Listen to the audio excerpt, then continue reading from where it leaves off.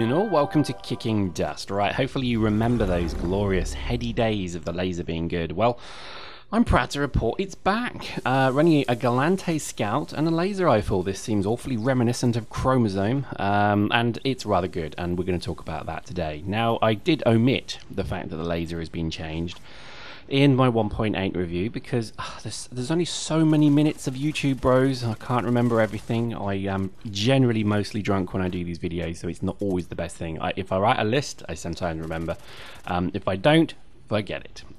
So let's talk about the laser. We'll also talk about the mass driver as well, because that has also been boofed. It's been boofed in the booth. The laser rifle, let's start there. It now does damage at very close range as well. So if you run up to somebody and you literally try and do laser eye surgery on them at point blank, it will rip holes in their face. It's pretty good. I think it's about 66% efficiency, so it's not to be sniffed at. The range of it has also been increased, and to be honest with you, this thing can shoot. I actually had a kill with this thing at about 600 meters because it was about 10% efficiency and I just wore him down slowly. So the laser rifle is pretty good now. Now, I don't like the scope still. The scope is still a massive shuddering pile of arse, but what can you do? If you go back to the start of the video and see what the original scope was like, why did that ever change? That was a good scope. Seriously, somebody post in the comments as to maybe why that happened. It was a perfectly fine scope. It made the gun interesting. It made it fun.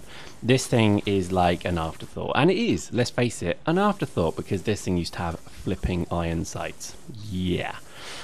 It's a good gun. You've got to obviously warm up your target, as you see there. So on the left, underneath the ammo counter, you have a heat indicator. Your heat indicator also exponentially increases the damage that you do. So in essence, you need to warm up your laser a little bit. So shoot it on the ground first, get to about halfway, then hit them with it. Otherwise, you miss and you don't kill anything like I'm showing you here. I hadn't used it for a while, bro. Chill, chill. I'm using my repping hives as well. I'm using 2 Wirakomi triage hives and 2 Allotech triage and ammo hives, all together in one lovely little mess on the floor. It's rather good, I think you'll agree. I'm actually able to tank snipers with this thing, which is just weird. I'm loving the Scout. I think the Scout is probably one of the finest things I did. Now, let me tell you, the fit that I have with this as well is in complementary to the nth degree, because what I have done is 2 precision enhancers and 2 range extenders. So this thing, according to protofits.whatever, is easily scanning up to 60 meters away from me continuously, passively. So, you know, generally I see most things coming. Not everything, you know, scouts and that.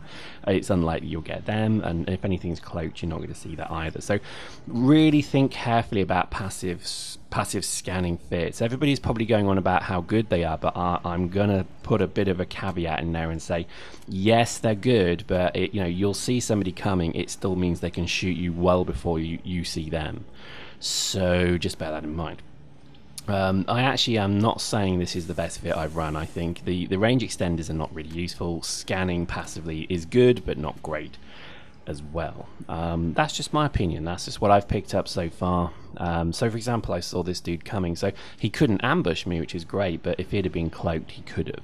So, you know, as you see people using cloaks a bit more, you're kind of seeing a lot more kind of clever use of the tactics, generally.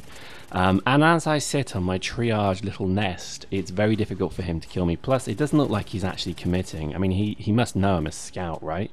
Is he in a scout suit? Who knows? Let's see if we can... Nope, no idea. You know, it's funny, isn't it, how some people really do play this game quite cautiously. Obviously, I don't want to leave my little nest. Maybe he's trying to entice me to leave. Who knows? But while he's dicking about, a dropship just dropped 2 dudes right on top of him, hot drop style, and then Judge rips him to pieces with the Bernie lasery death of Bernie lasery death things. And that just shows you, again, short range, that did some good stuff. So, you know, this is a tactic that works. The MagSec's pretty good as well. Quite like it. I think I've not really experimented in depth with the other 2 yet, the bolt pistol and the ion pistol. I don't know why. They don't float my boat. I think I'm holding judgment upon them. We'll see. Railguns have obviously been nerfed, so this is something that a lot of people have been, I guess, vocal about. If you're upset that railguns have been nerfed, then I have a pre-prepared statement for you. Ha ha ha ha ha ha! Sod off. I couldn't give monkeys. You know, if you redline railgun tank, then shame on you. Your tactic is now being nerfed. You know, we're on to you. We know, you know, this has been relayed and just shown in hundreds of videos now from all the different YouTubers as being a stupid thing to have been allowed in the game anyway.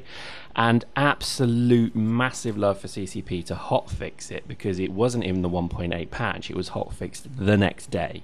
So God bless them. And I think this has been one of the most important things they've done. It does mean that your railguns on your LAVs and your dropships are not as good. But I'm sorry to say, there has never been more of a stupid thing in the game than redline railgunning tanks. It's just ridiculous. It's funny as well, because you don't see as many of them anymore as well, because they are absolutely pointless. And what you're seeing now is people returning to the Thales sniper rifle. So you're seeing the charge and the Thales returning to prominence out there in the field, which I guess is a good thing. It's also a bad thing, I guess. You know, I mean, to be honest, they're more vulnerable in the Thales, but you know, when you know the kind of player that does it, they're in a Sentinel prototype. They've got maybe 2,000 hit points, and as soon as anything even comes near them, they log off and they try and preserve their precious, precious weapon. Now, I did hear they were going to patch that, so post in the comments if they have, but it was very annoying to think that these people were just so chicken shit that that's what they do. It really is the worst kind of gameplay you can imagine. If you are somebody who has ever done this, then seriously, you know, go sod off, because I was going to say something much ruder then, but go, you know, sod off, because you're worse than Hitler when you're doing that kind of tactic, because you're just literally saying, I want to win, but I in no way want to be competitive in winning. So what's the point in winning, bro? If you win by cheating, or if you win by kind of, you know, false competition, it's not a win at all, and you're just fooling yourself.